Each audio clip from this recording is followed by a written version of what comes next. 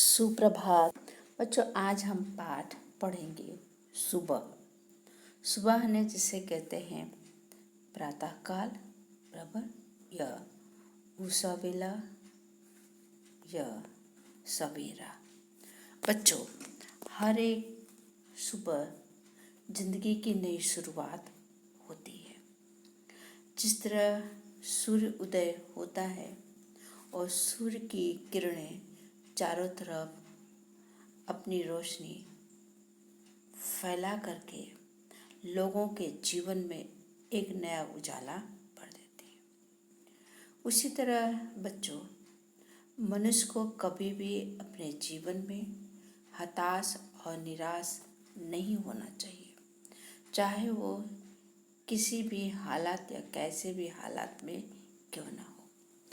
तो यहाँ पर जो पाठ है बच्चों, सुबह। ओके, सुबह यह पाठ है। इस पाठ में एक विकलांग व्यक्ति के जीवन में निराशा का अनुभव करता है।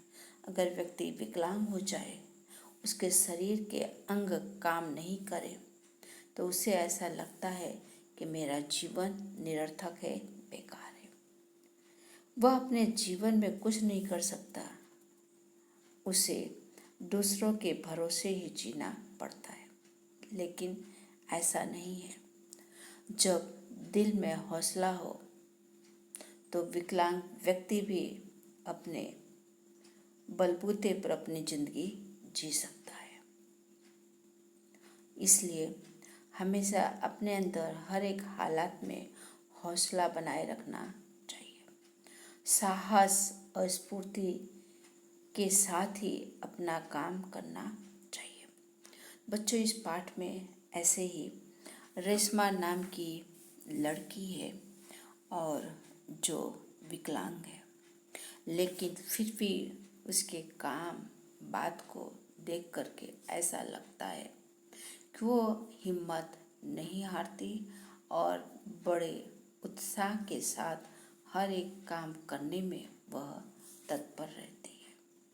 यहाँ तक कि किसी भी तरह का मुसीबत आती है तो उस मुसीबत का भी वह डट करके सामना करती है। तो बच्चों, आज हम ऐसे ही पाठ पढ़ने जा रहे हैं बराबर। तो यहाँ पर हम बच्चों देखते हैं कि दिया हुआ है कि पोलियो की बीमारी से बच्चे विकलांग हो जाते हैं बराबर।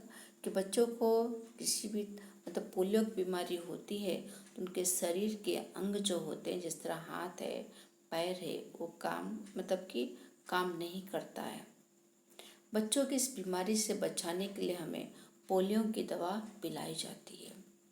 आप देखते होंगे सरकार ने सारी सुविधा उपलब्ध कराई है, जिसकी वजह से आज बहुत कम ही ऐसे विकलांग बच्चे हमें देखने को मिलते हैं।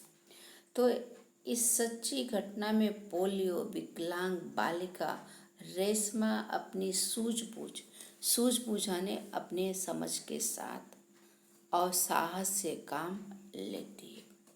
यानी रेशमा विकलांग है, फिर भी उसके अंदर साहस है, जोश है, समझदारी है। उसकी शारीरिक कमी उसके इरादे में कभी बाधा नहीं बनी। उसके शरीर में जो कमियां हैं, वो कमियां कभी भी उसके काम में, उसके इरादे में किसी भी तरह की रुकावट नहीं डाली।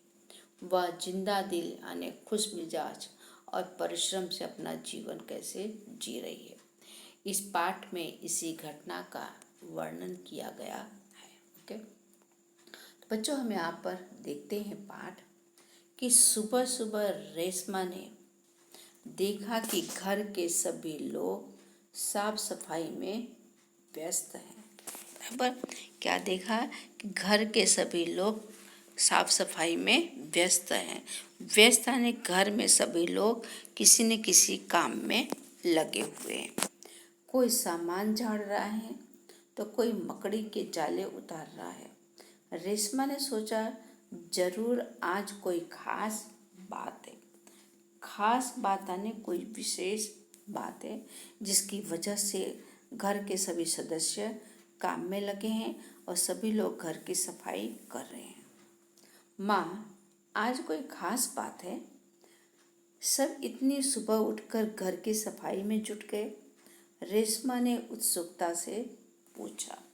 उत्सुकता ने कि बड़े उत्साह के साथ अब उसने माँ से पूछा कि आज क्या है कि सब लोग काम में लगे हुए हैं। माँ कहती, बिटिया रानी, त्योहार के दिन है, भूल गई क्या? पहले से साफ सफाई हो जाए तो अच्छी तरह त्योहार का आनंद ले पाएंगे। माँ ने प्यार से रेशमा के गाल को सहलाते हुए कहा, बराबर, कि अगर त्योहार जो उत्सव जो पर्व आ रहा है सब मतलब पहले साफ सफाई कर लें तो फिर जब त्योहार के दिन हम क्या करेंगे, अच्छी तरह त्योहार को हम मनाएंगे। और बड़े प्यार से रेशमा को गाल को क्या किया, थपथपाया। ओह, तो मैं तो एकदम भुलक्कड़ हूँ। भुलक्कड़ा ने भूलने वाला, मैं तो भूल ही गई। पर माँ, आपने मुझे तो कोई काम सौंपा ही नहीं, मैं क्या करूँ बताओ।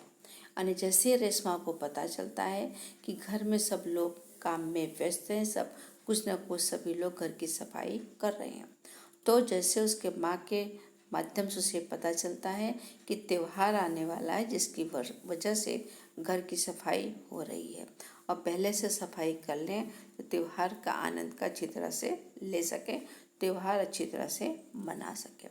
तब रेशमा को आभास होता है कि सभी लोग काम में व्यस्त हैं कि मैं तो कुछ काम ही नहीं कर रही हूँ।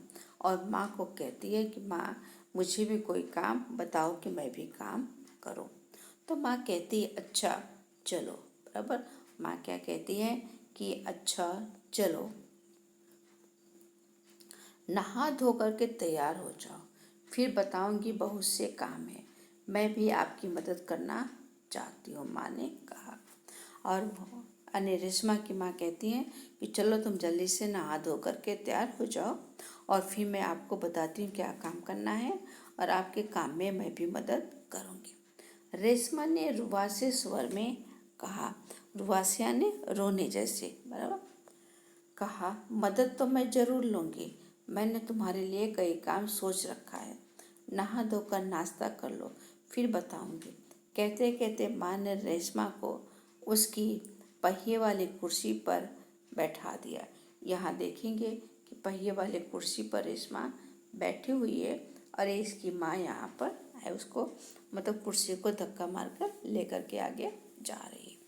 रेशमा ने अपनी पहिए वाली कुर्सी को धीरे धीरे ढकेलना अपने दैनिक कार्य में लगा लिया कि पहले उसकी कुर्सी को उसकी माँ या घर के कोई सदस्य उसको ढकेलते थे या धक्का देते थे तभी आगे वो जा पाती थी।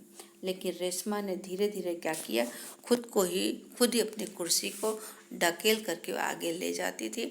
उसे जो काम करना होता था वह काम अपने आप बड़ी आसानी से वह खुद ही कर लेती थी, बराबर। और फिर उसके बाद रेशमा जब 5 साल की थी, बराबर, कितने साल की रेशमा है, रेशमा जब 5 साल की थी तो तभी से उसके दोनों पैर काम नहीं करते थे। कितने साल की, 5 साल की रेशमा थी तभी उसके दोनों पैर काम नहीं करते थे। उससे बहुत तेज बुखार हुआ और घुटने से, बराबर, क्या हुआ, उससे बहुत तेज बुखार हुआ और घुटने से नीचे दोनों पैर एकदम बेजान हो गया। बेजान होना ने कि पैरों में जान ना होना, कहाँ से, घुटनों के नीचे, अन्य के नीचे से, बराबर, जैसे उस पैर में जान ही नहीं है। बहुत इलाज करवाया पर रेशमा के पाँव में जान नहीं आई। क्या नहीं आई, जान नहीं आने कि उसके पैरों की चेतना चली गई, बराबर। पैर कैसे हो गए, एकदम ठंडा, बराबर, ठंडे पानी की तरह, नहीं उसमें किसी भी तरह का जान है नहीं। उससे पोलियो हो गया। रेशमा बहुत हिम्मत वाली लड़की है। कैसी लड़की है, हिम्मत वाली, अनिता, मतलब कि अपनी हिम्मत को, अपने जोश को, अपने उत्साह को डगमगाने देती नहीं है। शुरू शुरू में उसे जरूर दूसरों की सहायता लेनी पड़ी, सहायता ने मदद, परंतु अब 11 साल की उम्र में वह अपने सारे काम खुद करती है। वह अपने परिवार पर अपने काम के लिए निर्भर रहना चाहती है। कि वह अपना काम तो खुद करती है और उसे ऐसा लगता है कि मैं अपने परिवार का भी क्या करूं, मैं अपनों का भी कुछ काम करूं, उनको किसी भी तरह की मदद में मैं वह भी काम वह करती है। बराबर। परिवार के सभी सदस्य, पिताजी, छोटे भाई, गोलू, दादाजी, बराबर, सभी उसे बहुत प्यार करते हैं। वह सबकी आंखों का तारा है। कौन आंखों का तारा है? रेशमा। बराबर। मुहावरा है, आंखों का तारा होना, बहुत प्रिय होना या बहुत प्यारा होना। ओके। तो रेशमा को उसके माता पिता, उसके भाई, उसके दादाजी, दादी सब उसको बहुत प्यार करते। माँ ने रसोई घर में सारे बर्तन, डिब्बे, बोतलें नीचे उतारकर साफ कर दिए। उन्होंने रेशमा को आवाज़ दी। आवाज़ देना ने उसको बुलाया। रेशु, उसे प्यार से क्या बुलाते थे? रेशु। अगर तुमने नाश्ता कर लिया हो तो काम में मेरा हाथ बटाओ। हाथ बटाना यानी काम में मदद करना। अगर तुम्हारा नाश्ता हो गया है तो तुम मेरे काम में क्या करो? हाथ बटाओ। हाँ माँ, मैंने नाश्ता कर लिया। दूध का मेवे वाला दलिया बहुत अच्छा बना है। माँ, मैं हाथ धोकर भी आती हूँ। रेशमा अपनी कुर्सी ढकेलते हुए रसोई घर में पहुंची।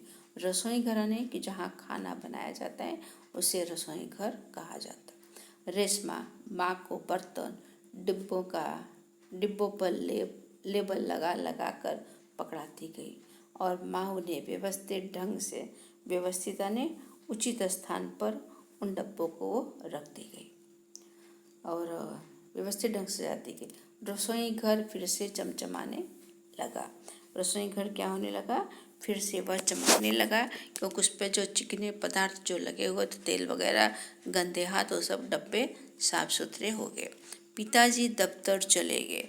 दफ्तर आने ऑफिस में काम करने के लिए पिताजी घर से बाहर चले गए। ओके। फिर उसके बाद माँ को लड्डू बनाने के लिए कुछ जरूरी सामान चाहिए था।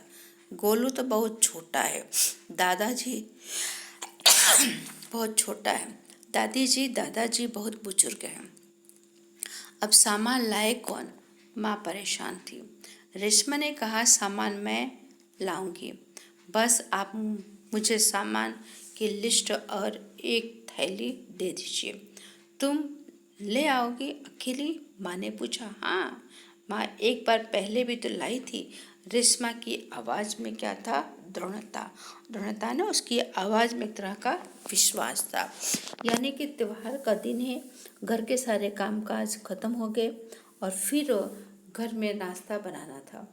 तो बाजार से सामान लाने के लिए तो रेशमा के घर में उसके पिताजी उसके दफ्तर चले गए। उसका भाई बहुत छोटा है, गोलू, और दादा दादी बुजुर्ग उम्र वाले हैं। तो रेशमा खुद ही अपनी माँ को कहती है कि ठीक है, तुम मुझे लिस्ट बना के दो, जो सामान लाना होगा वह सामान मैं खुद ही लेकर के आऊँगी। और विश्वास के साथ वो अपनी माँ को कहती है। बराबर। तो बच्चों, आज हम इतना ही करेंगे, बाकी आने वाले समय में पाठ की चर्चा करेंगे और अपनी नोट में शब्दार्थ लिख डालिए। धन्यवाद।